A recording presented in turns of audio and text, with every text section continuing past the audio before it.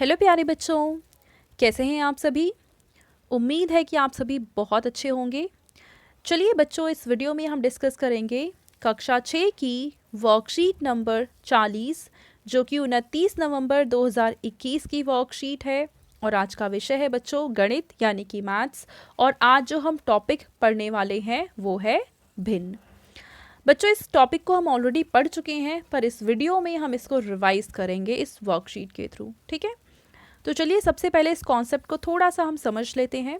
भिन्न क्या होता है?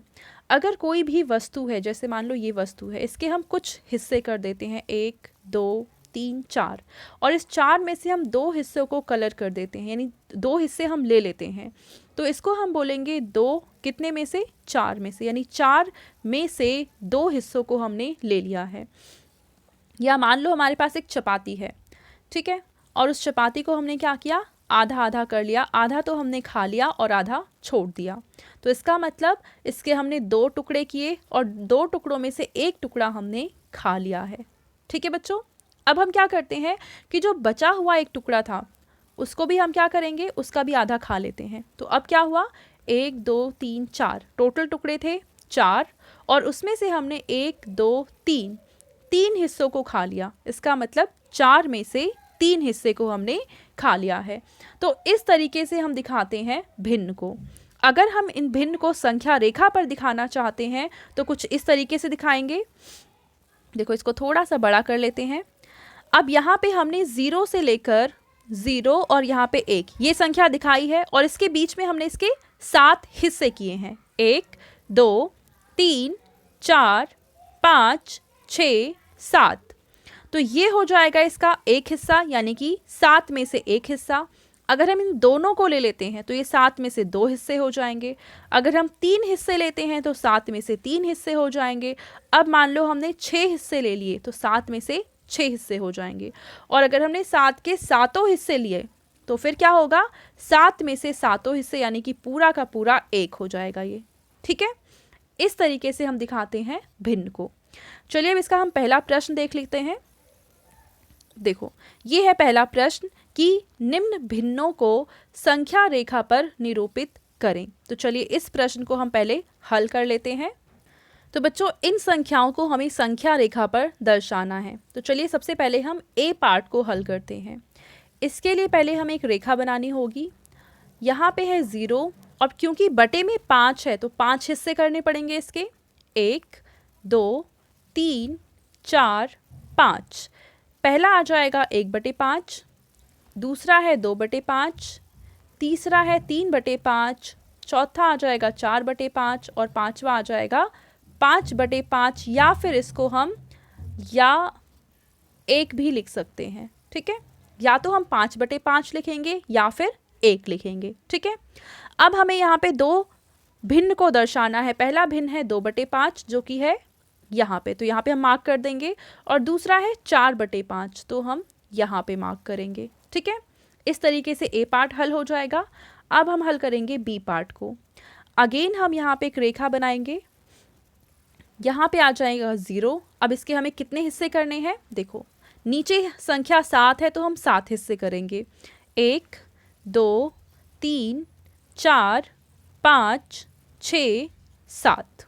7 हिस्से हो गए। तो पहला आ जाएगा 1/7, दूसरा आ जाएगा 2/7, फिर 3/7, 4/7, 5/7, 6/7 और 7/7। ठीक है, अब हमें 2 संख्याएं कौन कौन सी दर्शानी है? पहला है 4/7 जो कि यहाँ पे है, और अगला है 6/7 जो कि यहाँ पे है।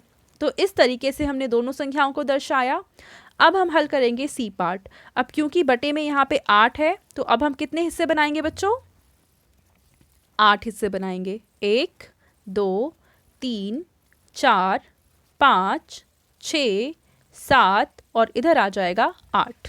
ठीक है, अब इसको हम दिखाएंगे 1/8 से। ये है 2/8, ये है 3/8, ये है 4/8, फिर 5/8, 6/8, 7/8, और ये वाली जो लाइन है वो है 8/8, या फिर इसको हम 1 भी लिख सकते हैं। ठीक है, अब हम देखते हैं कि हमें कौन कौन सी संख्याएं यहाँ पे दर्शानी है। पहली है 2/8 यानी कि ये वाली संख्या, और अगली है 5/8 यानी कि ये वाली संख्या। ठीक है, इस तरीके से इसको हम मार्क कर देंगे। और इधर 7/7 को आप या 1 भी लिख सकते हो।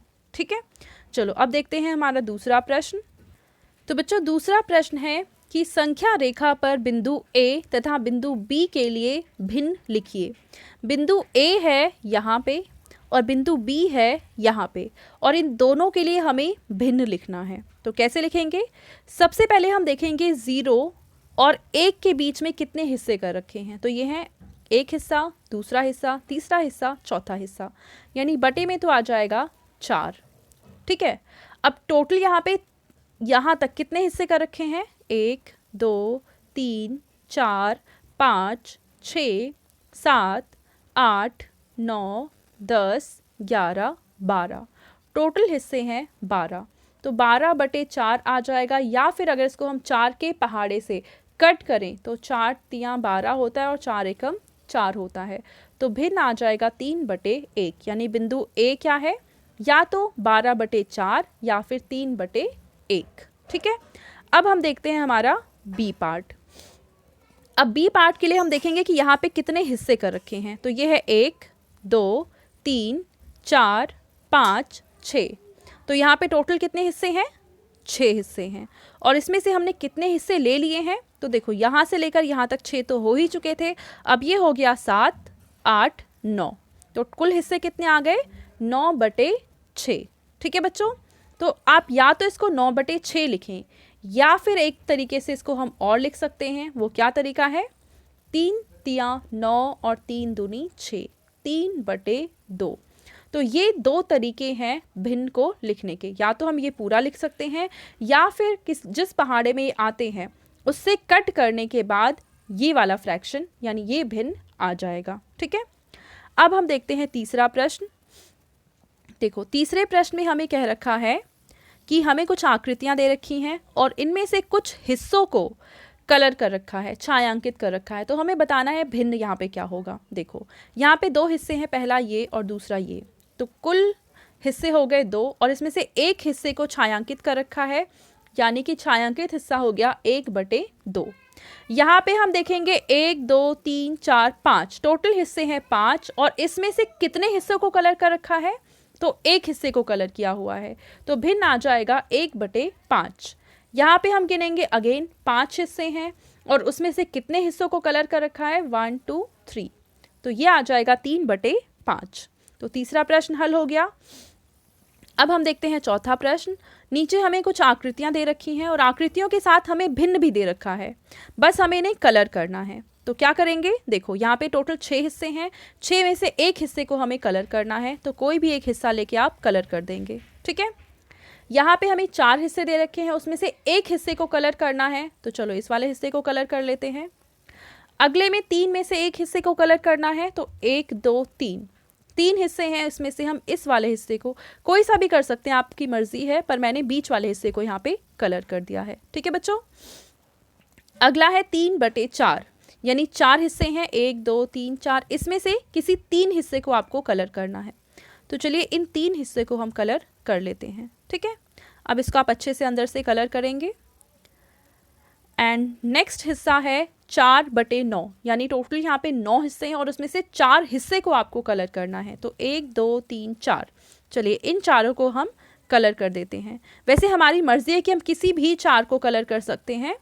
ठीक है बच्चों, तो इस तरीके से आप आज की जो मैथ्स की वर्कशीट है उसको हल करेंगे। एंड आई होप आप सभी को ये वर्कशीट बहुत अच्छे से समझ में आई होगी। कोई डाउट है तो आप कमेंट सेक्शन में जाके पूछ सकते हैं। एंड अगर आपको ये वीडियो पसंद आई है तो इसको ज़रूर लाइक करें, अपने फ्रेंड्स के साथ भी शेयर करें और इस चैनल को सब्सक्राइब करें। Thank you.